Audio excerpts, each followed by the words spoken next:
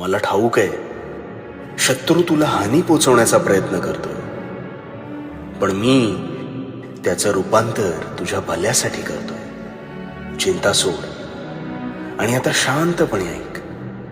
मनातील सर्व इच्छा या पूर्ण होतील.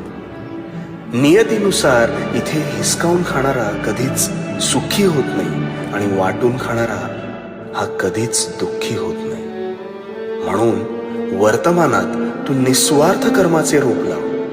कोणाच्या आशेवर अथवा मदतीला अवलंबून राहू नकोस, कारण त्या रूपावर येणाऱ्या फळावर अधिकार हा फक्त आणि फक्त तुझाच असेल.